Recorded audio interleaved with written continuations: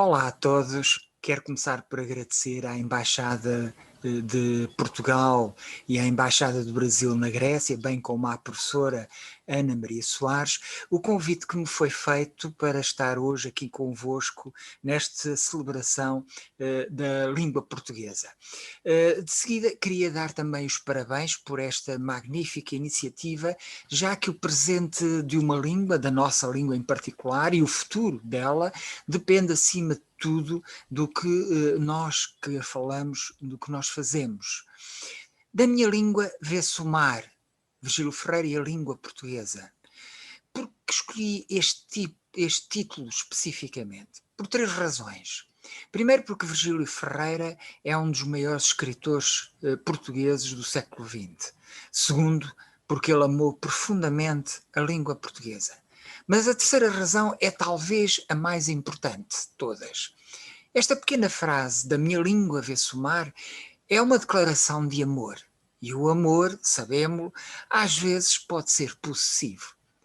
Mas neste caso, quando Virgílio Ferreira diz minha língua, nós lemos nossa língua, porque a citação pode ser, de facto, universalizada a todos os que falam esta língua e outras línguas.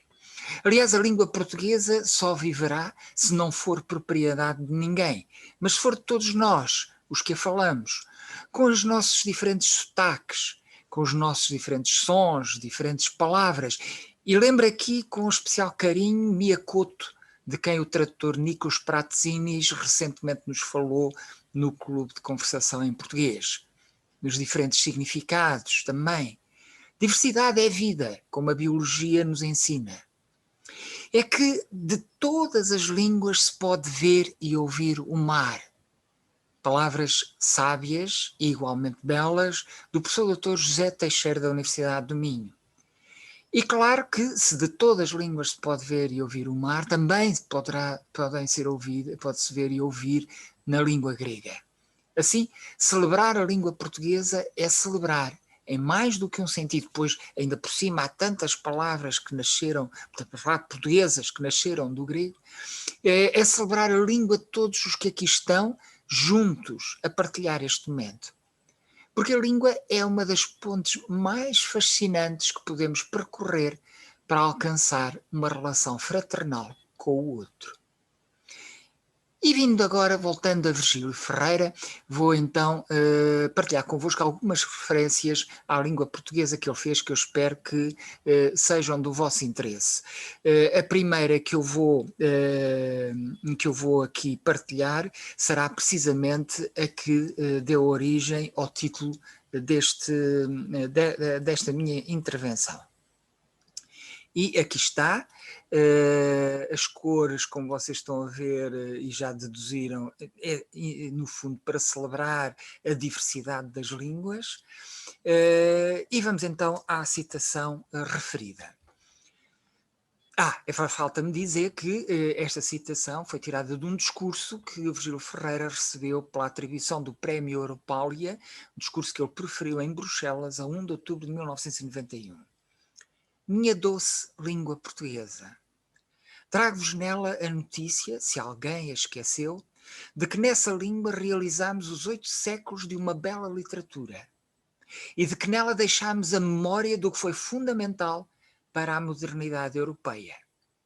O orgulho não é um exclusivo dos grandes países, porque ele não tem que ver com a extensão de um território, mas com a extensão da alma que o preencheu.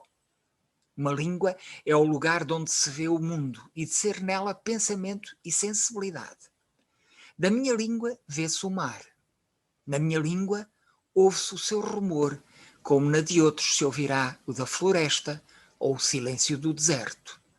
Por isso, a voz do mar foi em nós a da nossa inquietação. A propósito do mal, Virgílio Ferreira diz-nos a 21 de maio de 1969. Hoje, entusiasmei-me a explicar como a escrita exige uma atenção viva ao enquadramento do que se diz nos esquemas da língua. Como cada vocábulo tem a sua utilização precisa. Como a língua é um mecanismo delicadíssimo, sensível à mais pequenina perturbação. E como, apesar do uso constante a que está submetida e da sua aparência frágil e evanescente, é mais resistente que o aço. Hoje, por exemplo, lemos praticamente Camões como se vivesse no nosso tempo. Como compreender as palavras e a língua? Esclarece-nos Virgílio Ferreira em 1970. Uma frase como "isto é uma pedra" admite as variantes. Uma pedra é isto. Ou é isto uma pedra. E é esta ordem que manifesta o que chamo o espírito de quem fala. Mas o que as palavras dizem não está só no que dizem. Compreender o que na língua se diz não é compreender o que se diz nela, mas através dela. O espírito não está nas palavras, mas no que passa entre elas ou sob elas. E continua recordando uma aula em 1980. Para fazer sentir isso aos alunos, costumava pôr-lhes este problema. Imagine-se que eu digo: vi na rua uma mulher bonita. Ou vi na rua uma mulher bela. Pergunto: qual delas é a mais alta? E todos a uma responderam: a bela. Ou vi na rua também uma mulher formosa. Qual delas é a mais gorda? E eles também não hesitaram. Ora bem, em nenhum dicionário se diz que bela é igual a linda mais altura, que formosura é igual a bela mais volume. Quando essa dizia do teto de uma sala que ele era remoto, punham a uma altura maior. Ele foi assim o mais subtil conhecedor do que há de misterioso na vibração e significado das palavras. Acrescenta em 1984, e isto para terminarmos com uma nota de boa disposição. E acontece ainda que inúmeros vocábulos portugueses que conheço jamais os utilizei no que escrevo.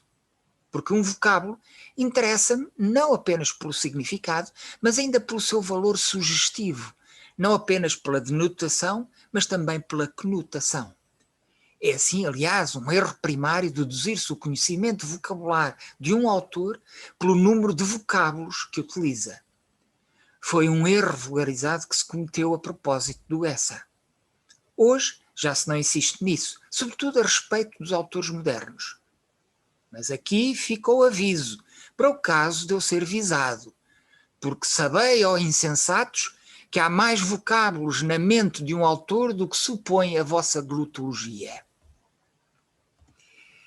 Muito obrigado, uma boa tarde para todos e feliz dia da língua portuguesa.